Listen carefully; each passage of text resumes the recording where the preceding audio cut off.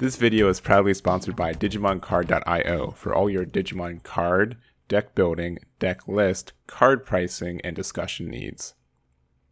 Hey everyone, Eggman here with another video, and today we're going to talk about the most talked about archetype from BT10, the Shoutmon, the Xros Heart, the Digicross archetype, whatever you want to call it. It is this deck. You already know this deck. You probably already have an opinion on this list and this archetype and everything that goes with it, and we're just going to talk about it today. We're going to talk about kind of the deck building aspects for it. I'm kind of just wanting this to be a guide for people who want to get into playing this list. It is a little bit linear on how you play it, and there's honestly just a lot of kind of points where this deck can either brick or you can do some countering it, because it is a little bit linear, but again, what it does is very strong if it's able to get everything off. So we're going to have that. We're going to talk about just the core cards, some kind of cards for you for your own deck building choices, as well as an example list at the end. So we're just going to kind of jump on into it with the core, and it is these. We have 35 core cards in a 50 card list. In my opinion, I think every single deck that we're going to see is going to have pretty much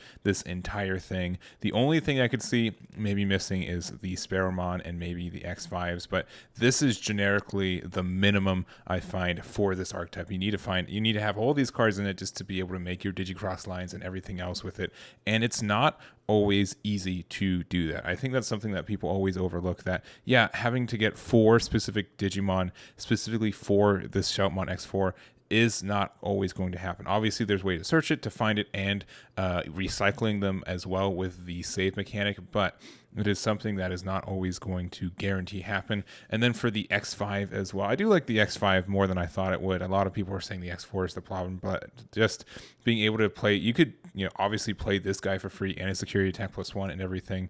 And then we do obviously need the Taiki Tamer at 4. He is the best tamer of every one of these, hands down. The other two are fine at what they do. Being able to draw cards and gain memory is good. Obviously, memory to keep it your turn when you play your big Digicross, and also drawing more cards to be able to see your pieces and stuff. So I think that's kind of nice, and obviously you do get to play your Digimon for free with their effects from either your hand or underneath one of your tamers, which is quite strong. But this is just like the low ball for, I think, if you want to build this deck, have these 35 card sleeves and then get the other extra 15 sleeves from there. So going from there, we do have just a couple other Xros Heart. Sorry, I hear it both ways, but Xros Heart cards. It is the Heroes of the Sky, the Burning Star Crusher, and also the Shoutmon King version.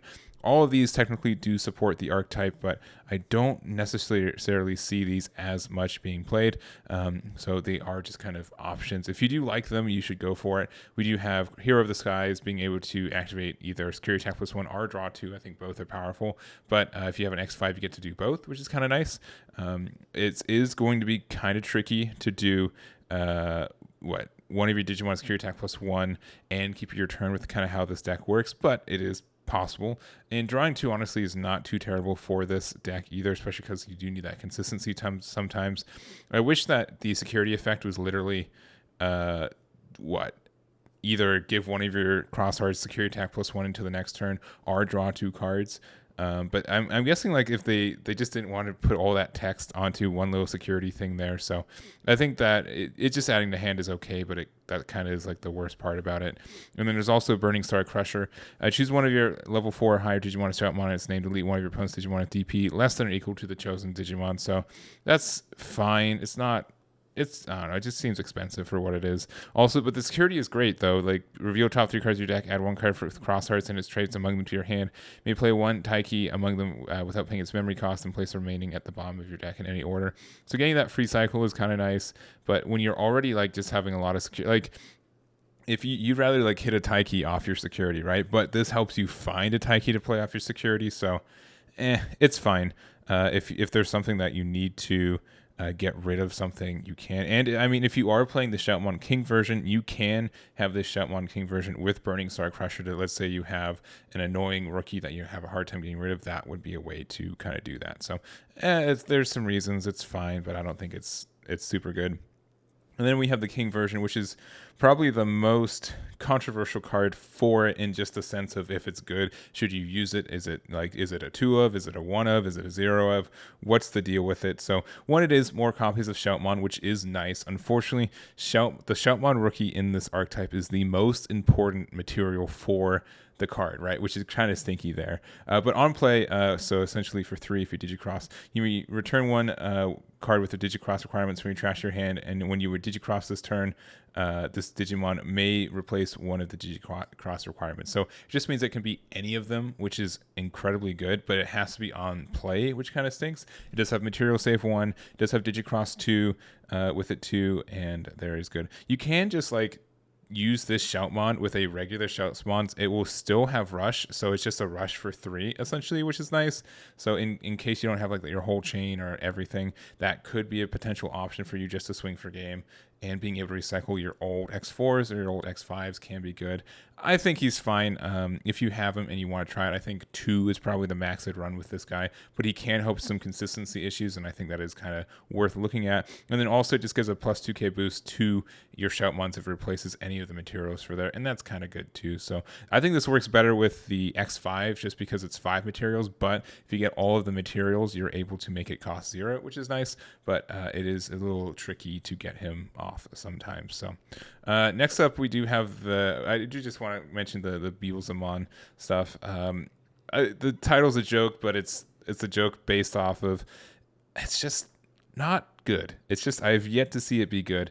I can be wrong. If you guys have a list that is great, that uses all 3 of these, I would love to see it. I would love to test with it, but I've just not seen it work yet. And I think most of the reason for it is that you have to run a big level 6 to be able to put this on top of some clunky level 4s and level 5s to play it onto this level 5 and this level 6 essentially, right? So it is really cool though. Obviously a Shoutmon X5B being able to have on play, undigivolving to place cards, to be able to play level 4 lower Digimon with Xros Heart straight. I think that's cool, right? Being able to have blocker, to be able to have armor purge, right? And being able to do your Digicross with it.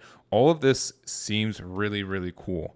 However, I've, again, yet to see it work, and until I do, I am just going to say it's bad, which is a real shame, because even just looking at the artwork and everything, it looks really exciting, right? You want to be able to play these cards, but it just doesn't really work. So that's kind of how it is, but it is nice to just see this representation here. And again, if you guys do have a list, I would love to see it, because I definitely want to play these cards if I can, because I think they look super sweet. So anyways, going into some more options for you, there are some more ways to play some more rookies. We have the Dondokomon, who is a Xros Heart, so you get to Digivolve for free off of your Pikmons, so that is kind of useful there. It is also just a red Digimon, which can be helpful. It doesn't help you with any of your things, but you can Digivolve on top of it into the Shoutmon Xros Heart if you want, King version if you want to. We do have another copies of Starmons that obviously was good previously. This can just be hard cast and on play to give something minus 1k, which can come up because there are a lot of rookies that hate on what this deck wants to do. So if you want to play some Starmons to get rid of that, the 2k or the 3k, as well as be a material for future Digicross, I think that's fine. It makes sense. Also, Starmons can Digivolve in the rookie area off Pikmons too, which is nice. And then if you just want more Shoutmons, there are some. If you are going down that route, I would almost just say use the King version, just because it is pretty much a rookie as it is. But the Starmons, I think, is very, very strong. So if you do like that, as also for just a generic thing to help you with your Digicrossing materials, and then also help you as another rookie to Digivolve in raising, as well as being able to get rid of some 2 costs or 2k or 3k cards, that is something I think is worth looking into. Tamers, this is a really tamer heavy centric list in general. There's just so many tamers you run that why not play some more? So Tai and Kari, I think, is a good one that a lot of people are playing, just because it is red and yellow, and we'll kind of see why that's important in a little bit. But being able to get 3 or fewer security cards, gaining a memory for you, or your 1 for your opponent being at 3 or fewer, I think is easy. We do have some issues with memory sometimes in this deck, so being able to get an extra 1 or 2 memory every turn is good. And also, your turn, when one of your red or yellow Digimons attacks, you may suspend this tamer to have all your opponent's security security Digimon get minus 2k for the turn, which just means that with the X4, let's say it has the Dorulumon underneath it, and then you have this out, it just means that your X4 is like a 12k, and you usually want to live to restand your tamer, so that can be really impactful for you there. Kariha is a favorite of mine right now too, because it is a tamer that sets your memory to 3. Obviously, it's off color, but it does have essentially the same thing as Taiki, where when you would play one Digimon with Digicross requirements by suspending this tamer, you may place cards from under your tamers as Digivolution cards for a Digicross. So I think that's nice. I think there's some times where I just don't find my Taiki, and this is just great for what it does as just like a emergency copy of it. I run it like at 1 or 2 copies at it, but also just being able to have 3 memory consistently, I think helps in a deck like this, where sometimes you are missing a material and your X4 does cost 3 and you want to keep it your turn, and this will help you do that, which is really nice. And then we do also have Tai. It's the same kind of idea if you want to be more of a red version. If you have 2 or less memory, set your memory to 3, and then also all your red Digimon with 4 and more evolution cards gets security attack +1. So your X4 will be security attack +1, and your X5, as long as you have enough materials, will be security attack +2, which is super good. So if you want to be more aggressive with this and you have more of a red centric build in general, I think the Tai is looking something to consider there. And then just some generic tech cards. This is the last picture of the slide, the last slide of the slideshow before we go into the actual deck list. But here's just some extra cards to consider. I think a lot of them are just good tech cards, and there's more cards too. If you guys have any questions about cards in general, please let me know in the comments. But I think Crimson Blaze and Sunrise Buster immediately are fantastic cards for the deck, and I would almost say that they're auto includes, but I did want to have that core as small and possible and generic. So the Crimson Blaze being able to wipe your opponent's board is very good, and that extra ability to make it so your opponent can't play Digimon by effects until the end of their next turn is great in some matchups. And then also there's Sunrise Buster. You may play one yellow or red tamer from your hand without paying its memory cost. Then one of your opponent's Digimon gets minus 3k for each yellow and or red tamer you have in play. We very quickly get 3, 4, 5 tamers in play. So being able to get something minus 12k, minus 15k, and establish a tamer from our hand, which also normally plays another card from our hand too. All of that is very good. It helps unclog some stuff, and it's a really good security hit. Fireball, if you are finding that you're hitting a bunch of rookies that just hate on what this deck wants to do, Fireball is good. And then worst case, you just draw 2 cards by having it in your hand. So I think it's a really flexible option for you, either being able to get rid of some rookies or add some consistency by adding some card draw if you need it.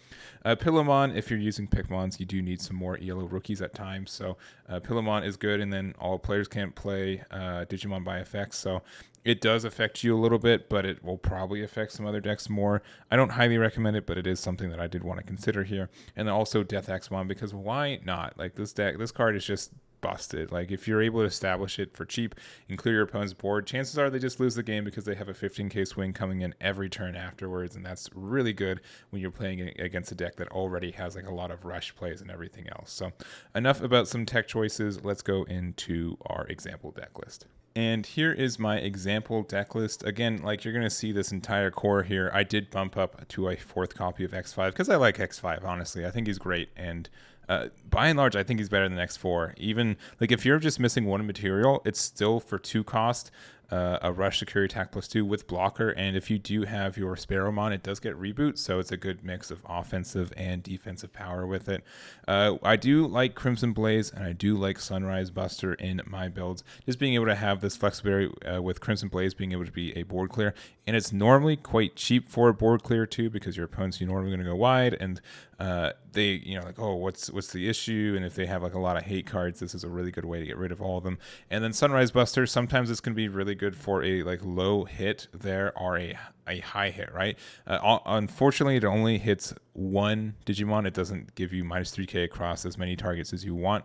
Or like if you have 3 tamers, you can't give 3 different Digimon minus 3k. It's just 1 Digimon minus 9. But kind of recoups it too, because you already want to play your tamers, right? So like, what if you do have to lose like card advantage, but if you are already going to play this Tai and Kari anyways, for 1 more memory, you get to give something minus 3, 6, 9, however much tamers you have there. And I think that is quite powerful. So we are running 9 tamers for this effect. So having a 4 or 5, hit with this, I don't think is too terrible, and it's probably one of our best security tools when it's in there. And then we are running 3 of the Kariha. I just like it a lot. I like being able to set my memory to 3, and just as a backup way, like, you know what, I'm not going to find Taiki every single game, which it really stinks because this is like the only thing that keeps this deck together sometimes. But just being able to have this backup tamer for that, and also it's a 4 cost, which means that when you were playing against a deck that pops tamers that cost 3 or less, this makes it a little bit awkward for them, and it's very safe for a lot of our plays, so I do like it there. And then we're bumping up 1 more of the Akari and Zenjiro, so I think those are kind of worth it. And honestly, this is I'd say a really safe build for the list. Just honestly bumping up the cards that we already like, and then adding some just hate in the Crimson Blaze and the Sunrise Buster. But when this deck works, it does work, which is super nice. And I don't think there's any super rares in this, right? Unless X5 is a super rare, and I'm pretty sure it's a rare. I could be wrong on that. This is a fairly cheap list too, right?